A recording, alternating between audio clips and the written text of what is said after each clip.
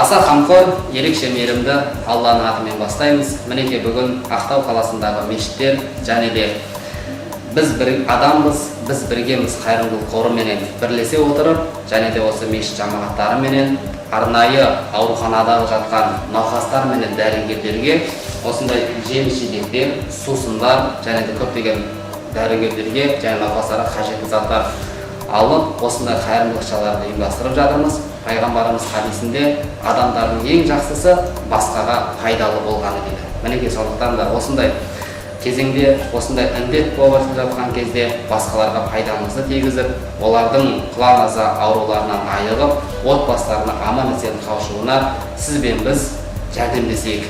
Алла Тағала сізге және бізге разы болсын.